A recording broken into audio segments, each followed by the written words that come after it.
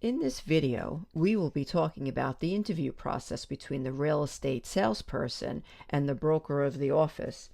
It seems as though everyone is always so anxious about the interview, so I decided to make a video hoping to dispel some of the anxiety.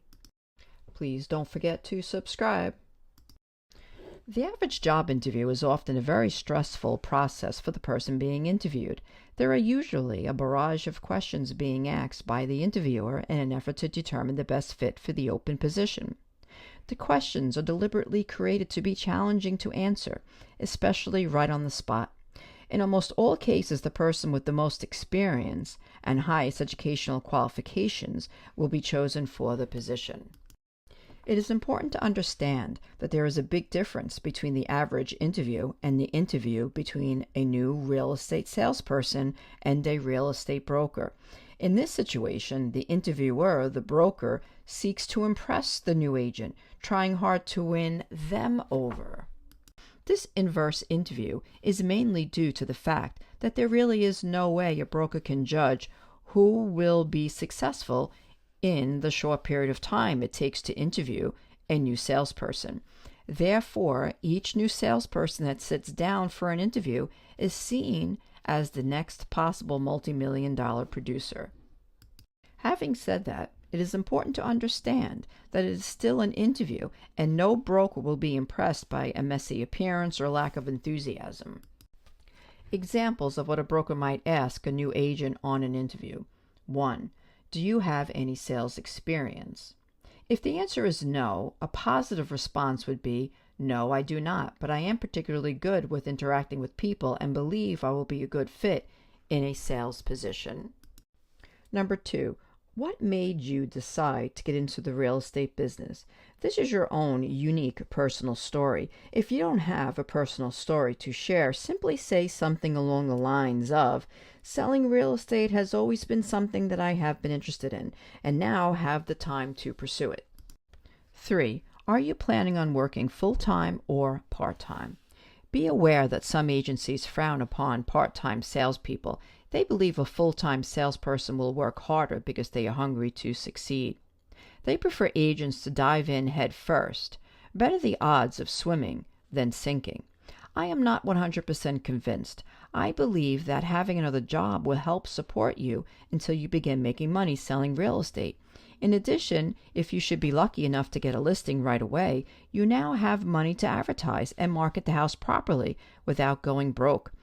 Another big advantage to having a second job is that you now have a group of people, your coworkers, who already know that you have strong work ethics, respectfully request their future business.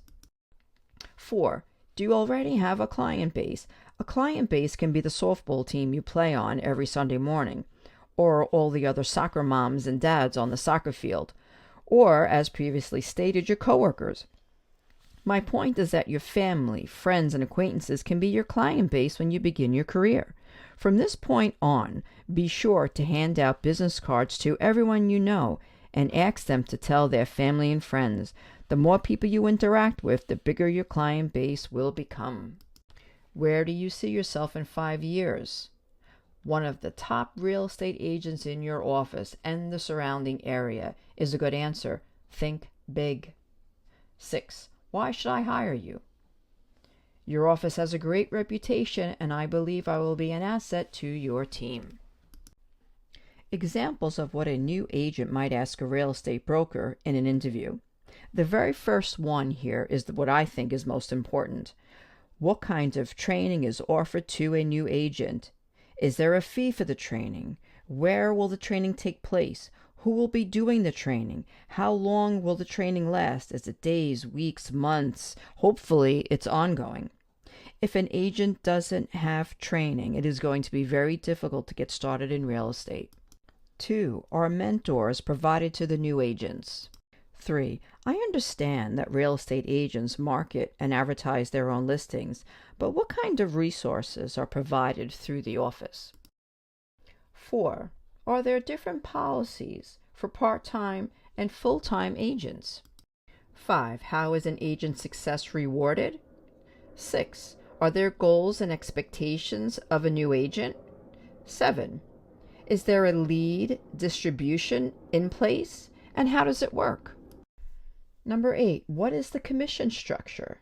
Are there any additional fees or costs to the agent? For the interview with a broker, I would suggest a business suit for both men and women. What to wear on an average day can largely depend on the scheduled workday. For example, I would not suggest women's high heels or men's shiny dress shoes for a day of showing new construction. Nor, however, would I ever suggest jeans, shorts, t-shirts, sneakers, or sandals. I would plan on business casual for a day filled with showing houses around town to buyers, and the business suit for both men and women if the day includes an interview with a homeowner to put their home on the market. Every meeting at a homeowner's house should be seen as a job interview. After all, if the homeowner likes what you have to say, they will be hiring you to put their house on the market.